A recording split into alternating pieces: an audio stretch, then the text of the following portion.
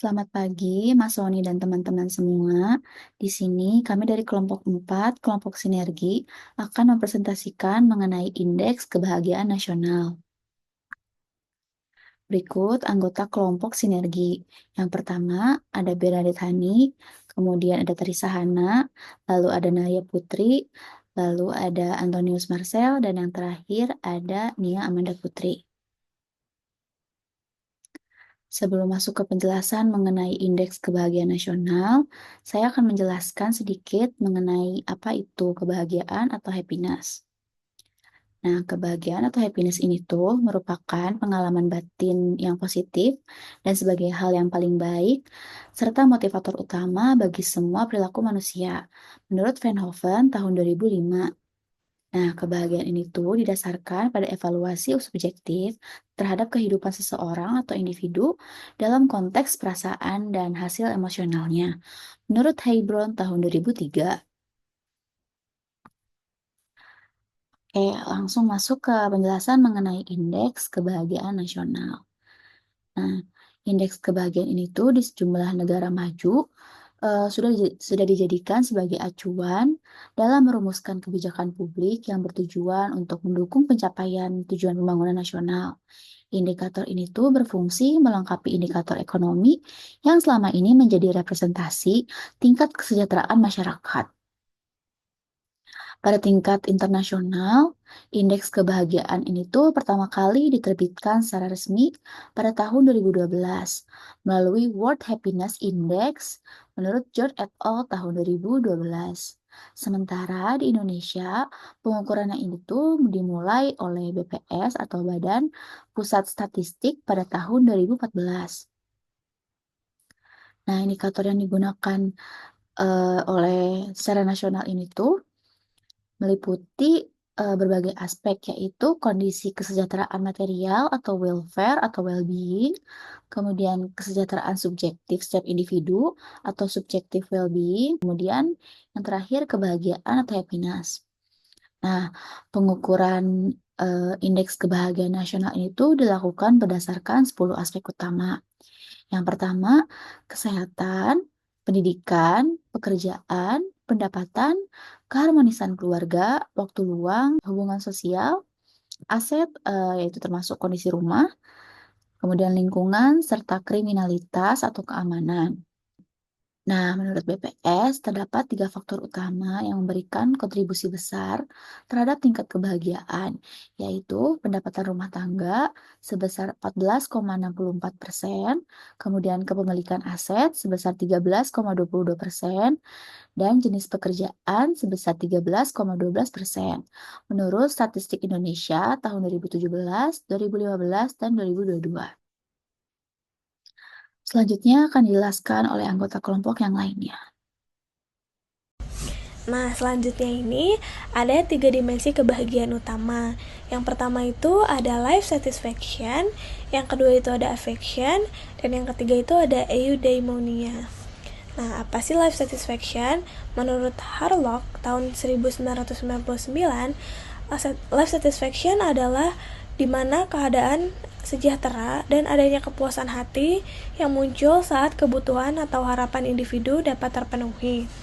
Contohnya, ketika seseorang merasa puas dengan pekerjaannya karena sesuai dengan impiannya, kemudian gajinya pun cukup untuk memenuhi kebutuhan sehari-hari. Yang kedua itu ada affection atau perasaan, yaitu di mana pengalaman emosional individu yang terdiri dari emosi positif dan emosi negatif. Contoh emosi positif adalah ketika seseorang merasa gembira saat merayakan ulang tahun bersama teman atau keluarganya. Kemudian contoh emosi negatif yaitu ketika seseorang merasa sedih ketika kehilangan barang yang berharga tetapi bisa tetap bangkit dengan dukungan orang-orang terdekat. Dan yang terakhir itu ada eudaimonia atau makna hidup, di mana kebahagiaan yang berasal dari hidup yang bermakna termasuk kontribusi kepada masyarakat yang memiliki tujuan jangka panjang. Contohnya, ketika seorang relawan merasa bahagia karena dapat membantu anak-anak yang kurang mampu dalam mendapatkan pendidikan. Nah, ketiga dimensi ini tuh saling melengkapi. Life satisfaction adalah kepuasan terhadap kondisi hidup, affection terkait emosi yang dirasakan, sedangkan eudaimonia lebih mendalam, berkaitan dengan tujuan dan kontribusi hidup. Dengan contoh sehari-hari ini, kita bisa lebih memahami bagaimana kebahagiaan itu dapat tercipta. Kemudian ada indeks kebahagiaan di Indonesia. Menurut BPS, indeks kebahagiaan masyarakat Indonesia dipaparkan pada grafik tersebut. Pada tahun 2017, tingkat kebahagiaannya yaitu sebesar 70,69%. Kemudian mengalami kenaikan pada tahun 2021 sebesar 71,49%. Walaupun tidak terlihat perbedaannya, hal ini dapat dikatakan bahwa indeks kebahagiaan nasional di Indonesia mengalami peningkatan sebesar 0,8%. Selanjutnya ada capaian dimensi kebahagiaan. Yang pertama itu adalah life satisfaction sebesar 75,16%. Nah, dimensi kebahagiaan life satisfaction ini dibagi menjadi dua, yaitu life satisfaction personal dan life satisfaction group. Dimensi capaian kebahagiaan life satisfaction personal ini mencapai 70,26% dan capaian dimensi kebahagiaan life satisfaction group ini mencapai 80,07%. Kemudian ada capaian dimensi kebahagiaan affect yaitu sebesar 65,61%, dan yang terakhir itu ada capaian dimensi kebahagiaan makna hidup sebesar 73,12%. Selanjutnya, setelah kita memahami tentang gambaran umum dari indeks kebahagiaan, kita sekarang akan fokus pada salah satu faktor penting yang mempengaruhi kebahagiaan, yaitu faktor pekerjaan. Berdasarkan penelitian terbaru yang dilakukan oleh Basma Mukhtar dan Sri Hombing pada tahun 2024, ditemukan bahwa pekerjaan memiliki pengaruh yang positif dan signifikan terhadap indeks kebahagiaan. Hal ini terbukti dari nilai probabilitas yang menunjukkan angka sebesar 0,047 yang lebih kecil dari 0,05, yang berarti bahwa pekerjaan secara statistik benar-benar berkontribusi terhadap kebahagiaan masyarakat. Temuan ini juga didukung oleh penelitian lain seperti yang dilakukan oleh Yasir et al. Pada tahun 2022 dan Suparta dan Septian pada tahun 2023. Penelitian ini menunjukkan bahwa bekerja tidak hanya memberikan penghasilan, tapi juga rasa dihargai, kesempatan bersosialisasi, dan kesejahteraan. Bahkan nilai koefisien regresi pada pekerjaan berada pada angka 0,3, yang menunjukkan bahwa setiap peningkatan satu dalam indeks pekerjaan dapat meningkatkan indeks kebahagiaan sebesar 0,3. Artinya, pekerjaan yang memuaskan bukan hanya soal gaji, tapi juga soal kenyamanan, rasa dihargai, dan peluang untuk tumbuh secara pribadi. Dengan kata lain, pekerjaan yang bermakna adalah salah satu kunci utama dalam meningkatkan kebahagiaan masyarakat di Indonesia. Oleh karena itu, penting untuk menciptakan lingkungan kerja yang mendukung, nyaman, dan memberikan nilai lebih bagi setiap orang. Selanjutnya, saya akan membahas tentang keterkaitan indeks kebahagiaan nasional dengan 3 pilar utama psikologi bisnis, yaitu Sustainable Business Excellence, Sustainable Happiness, dan juga Balance Scorecard. Baik, indeks kebahagiaan nasional berkaitan erat dengan Sustainable Business Excellence karena pekerjaan ini memainkan peran yang sangat penting sekali dalam kehidupan individu yang berdampak langsung pada kebahagiaan mereka. Contohnya seperti apa? Jadi salah satunya ini pekerjaan sebagai penentu kebahagiaan individu. Nah, ada yang namanya keseimbangan kehidupan kerja, kesejahteraan finansial, dan juga makna dan kepuasan kerja. Saya akan membahas dan menjelaskan dari contoh kesejahteraan finansial. Mungkin tingkat kemiskinan di Indonesia yang begitu tinggi membuat indeks kebahagiaan nasional di Indonesia juga cukup rendah. Nah, pekerjaan ini menawarkan upah yang adil sesuai dengan apa yang dikerjakan oleh individu. Nah, di mana kesejahteraan finansial ini meningkatkan kepuasan hidup individu yang berkontribusi langsung pada indeks kebahagiaan nasional. Mungkin akan berbeda rasanya ketika individu yang tidak bekerja sama sekali dengan individu yang bekerja namun upahnya sesuai dengan apa yang dikerjakannya. Itu akan terasa sekali bahwa individu yang tidak bekerja ini akan sangat mencapai garis kemiskinan. Sedangkan karena tidak ada pendapatan yang masuk. Sedangkan kalau individu yang bekerja namun upahnya sesuai dengan apa yang dilakukannya, mungkin perlahan-lahan individu ini akan mencapai atau melebihi garis kemiskinan di Indonesia, walaupun kebutuhannya dipenuhi secara bertahap. Korelasinya dengan Sustainable Business Excellence itu apa? Yang pasti kinerja berkelanjutan. Kebahagiaan karyawan berhubungan langsung dengan produktivitas serta inovasi mereka.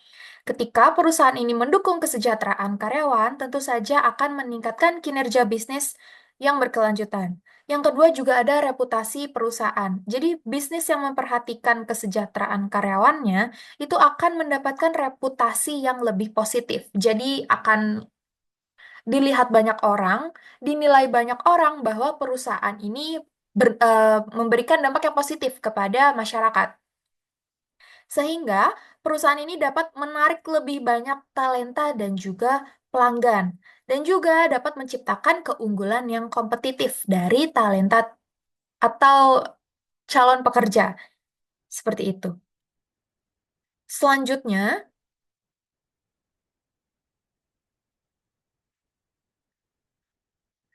bagaimana keterkaitan indeks kebahagiaan nasional dengan sustainable happiness? Sustainable happiness merupakan kebahagiaan yang tidak hanya berfokus pada jangka pendek saja, melainkan juga mempertimbangkan dampak jangka panjang terhadap kesejahteraan individu, komunitas, dan juga lingkungan. Nah, dalam konteks pekerjaan, sustainable happiness ini dapat dicapai melalui yang pertama ada pekerjaan yang bermakna. Jadi ketika pekerjaan ini memberikan dampak yang positif kepada individu dan juga masyarakat, tentu akan menciptakan rasa kebanggaan tersendiri dan juga pencapaian yang berkelanjutan. Sehingga individu mungkin akan memaknai pekerjaannya itu dengan hal-hal yang positif. Yang kedua, ada lingkungan kerja yang mendukung. Jadi, tempat kerja ini tidak hanya sebagai tempat untuk bekerja, tetapi juga tempat yang memberikan keseimbangan antara kehidupan pribadi dan juga kehidupan pekerjaan, keamanan finansial, dukungan kesejahteraan fisik dan juga mental. Nah, selanjutnya, apa keterkaitan indeks kebahagiaan nasional dengan balance scorecard? Sebelumnya, balance scorecard itu merupakan kerangka kerja yang digunakan untuk mengukur kinerja organisasi berdasarkan 4 perspektif utama, yaitu ada perspektif keuangan atau financial, perspektif pelanggan, customer, yang ketiga ada perspektif proses internal, lalu yang terakhir ada perspektif pembelajaran dan juga pertumbuhan. Saya akan membahas dari perspektif keuangan. Jadi, peningkatan kebahagiaan karyawan berkontribusi langsung pada kinerja finansial yang lebih baik. Karyawan yang bahagia akan lebih produktif, sehingga akan mengurangi tingkat absensi. Karena dia bahagia, dia dengan lapang dada, dengan tulus, mengerjakan pekerjaannya. Lalu juga akan meningkatkan efisiensi kerja yang pada akhirnya berdampak positif bagi keuntungan organisasi atau perusahaan. Nah, yang kedua ada perspektif pelanggan atau customer. Karyawan akan lebih bahagia ketika termotivasi untuk memberikan layanan yang baik kepada pelanggan. Mengapa seperti ini? Nah, hal ini karena meningkatkan kepuasan pelanggan dan juga menciptakan loyalitas yang merupakan kunci keberlanjutan bisnis. Jadi kita butuh loyalitas, kita butuh pelanggan untuk mempercayai organisasi atau perusahaan kita supaya organisasi ini akan berkelanjutan jangka panjang. Yang ketiga, ada perspektif proses internal. Lingkungan kerja yang mendukung dan kebijakan yang mengutamakan kesejahteraan karyawan ini tentu akan meningkatkan efisiensi proses internal. Proses internal ini segala sesuatu yang terjadi di dalam perusahaan atau organisasi tersebut. Mungkin karyawan yang puas dan juga terlibat aktif dalam pekerjaannya itu cenderung lebih inovatif dalam menciptakan solusi dan juga meningkatkan proses kerja dalam perusahaan atau organisasi tersebut. Nah, yang terakhir, ada perspektif pembelajaran dan juga pertumbuhan. Pekerjaan yang mendukung pengembangan pribadi dan karir karyawan tentu akan memperkuat kemampuan mereka untuk berkontribusi secara berkelanjutan. Seperti bisa dilakukan dengan pelatihan, terus juga ada peluang belajar, dan juga ada pengakuan terhadap pencapaian individu. Nah, tiga ini akan memberikan rasa tujuan yang mendalam terhadap individu yang bekerja dalam organisasi atau perusahaan tersebut. Jadi, eh, mungkin singkatnya, perspektif ini membahas tentang bagaimana individu yang baru bekerja, baru masuk ke dalam organisasi atau perusahaan tersebut, itu dapat memanfaatkan beberapa fasilitas dari perusahaan atau organisasi tersebut, seperti pelatihan untuk apa? Untuk mengembangkan keterampilan dan juga kemampuannya. Keterampilan dan kemampuan ini akan ditujukan, akan disalurkan dan diberikan kepada organisasi dan juga perusahaan tersebut. Jadi, penting sekali perusahaan itu untuk mempertimbangkan perspektif pembelajaran dan juga pertumbuhan karyawannya. Baik, yang berikutnya ada kesimpulan. IKN atau Indeks Kebahagiaan Nasional memberikan gambaran yang lebih holistik tentang kesejahteraan masyarakat dengan mempertimbangkan aspek non-ekonomi seperti hubungan sosial, makna hidup, dan kesehatan mental. Lalu pentingnya IKN dalam kebijakan publik adalah data IKN dapat menjadi acuan dalam merumuskan kebijakan yang lebih berorientasi pada kesejahteraan masyarakat secara menyeluruh. Dapat disimpulkan bahwa seseorang yang merasakan kepuasan hidup pada berbagai aspek kehidupannya secara keseluruhan cenderung memiliki tingkat kebahagiaan yang lebih tinggi.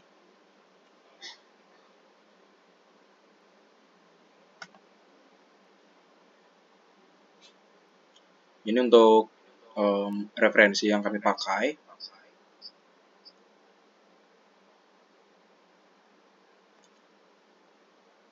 Oke, mungkin sekian dari kelompok kami yang bisa kami sampaikan tentang Indeks Kebahagiaan Nasional.